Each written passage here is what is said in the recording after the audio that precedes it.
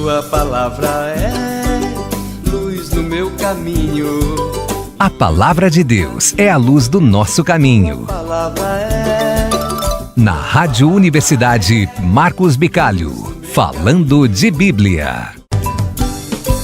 Tua palavra é luz no meu caminho. Luz no meu caminho, meu Deus. Tua palavra... Olá, gente amiga! Então, vimos ontem aí o profeta Miqueias. Vimos que na pergunta aí, né, que o livrinho de Miqueias tem 7 capítulos. É um livro curtinho, mas muito profundo. E vamos dar sequência aí. Nós estamos trabalhando aí mais ou menos o reinado do profeta, o reinado do rei Ezequias, né? Que foi aí de 716 a 687 a.C. Muito bem. E vimos que no reinado de Ezequias, o sul teve um grande desenvolvimento, porque a Síria estava passando por problemas internos, né, em outras invasões dela, e aí tirou sua atenção de Judá, que era um reino mais simples, mais pobre, com menos força bélica, então não precisava muito de atenção. Isso permitiu então que o rei Ezequias fizesse grandes reformas. Para nossa discussão aqui, para o texto da Bíblia, o mais importante dessas grandes reformas e tal, foi o encontro em Jerusalém, que era no sul, né, dos grupos piedosos de tradição eloísta que vieram do norte. Lembra que o reino do norte tinha sido dizimado, tinha sido tomado pela Síria. Então, e lá, né, eles tinham aquela tradição de chamar Deus de Elohim, já discutimos aqui no para trás. Então, vários grupos piedosos, religiosos, de tradição eloísta, vieram do norte e acabaram se alojando no sul. E lá, em contato com a tradição javista, que era do sul, que se referia a Deus como Javé, então eles construíram muitos textos, porque as tradições eram as mesmas, as histórias que vinham da tradição oral eram as mesmas, só que tinham escritas sob a forma eloísta e a forma javista. Muito bem. E eles então juntaram essas duas tradições, e hoje nós temos na Bíblia vários textos que a gente chama de jeovistas, ou seja, mistura de javista com eloísta. Tá, mas o que importa mesmo é que, lendo esses textos, nós vamos achar algumas pequenas contradições, porque eles pegam a mesma narrativa e vão juntando os versículos. Então, às vezes, nós vamos encontrar algumas contradições entre um versículo e outro.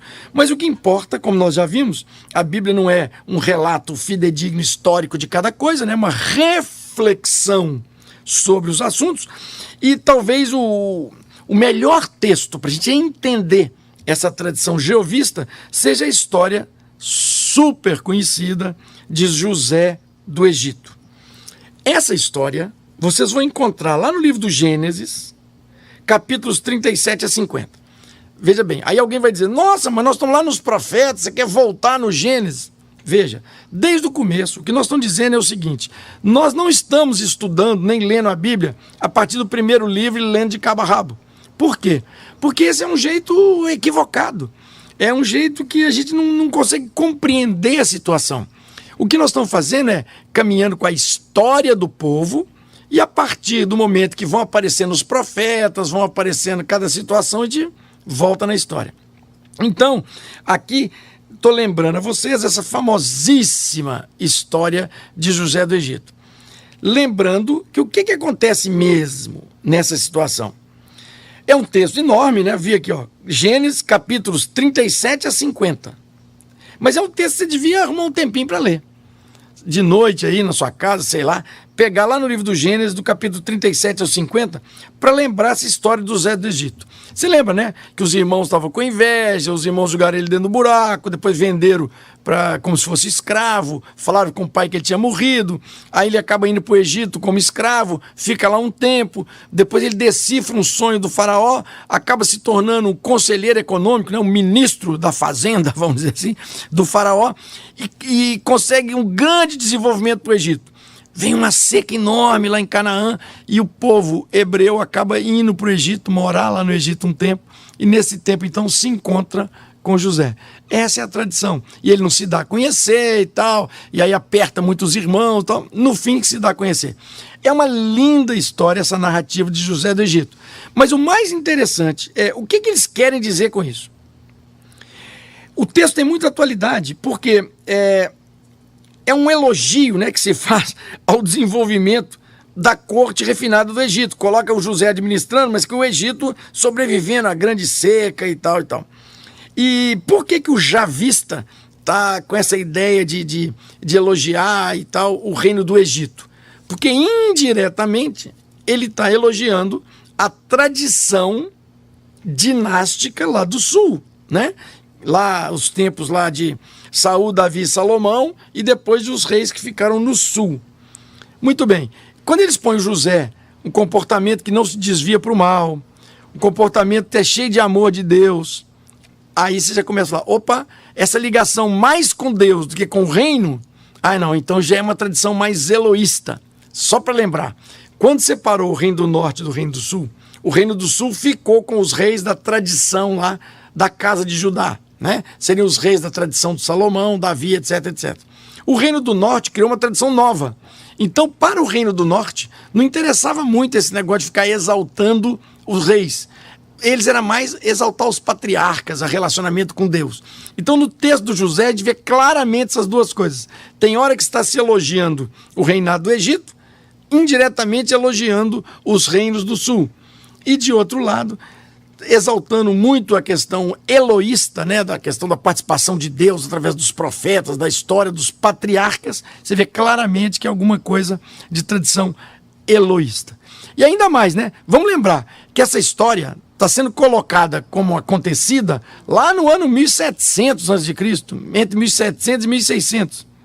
E veio vindo por tradição oral, e teve então lá no Reino do Norte uma narrativa em Israel, Reino do Norte, e outra narrativa em Judá, Reino do Sul.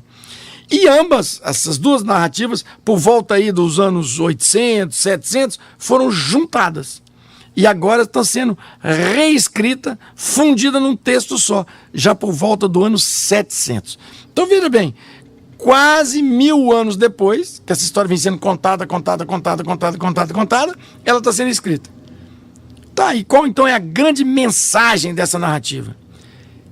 José andava com Deus, tudo deu certo para ele. Quem anda retamente com Deus pode até sofrer, mas acaba bem. E ainda ama e ajuda quem lhe faz mal. Olha que loucura. Veja bem, é a situação exata de José com sua família, com seus irmãos. Vou repetir para vocês. Quem anda com Deus pode até sofrer, mas no final sempre acaba bem. E como tem um coração puro, além de acabar bem, ainda acaba ajudando até aqueles que lhe fizeram mal. Pergunta de hoje. Nós estamos falando, insistindo na narrativa de um grande personagem. Falei nele 1000 vezes hoje, mas vamos ver se vocês estão ligadinhos. Que personagem é esse que nós citamos a história dele, que está lá no livro do Gênesis, dos capítulos 37 a 50? Tua palavra é luz no meu caminho. Falando de Bíblia, com Marcos Bicalho. Para participar da promoção, responda a pergunta através do WhatsApp 984 13 54 73. 984 13 5473. Não esqueça de colocar seu nome completo e o número do CPF.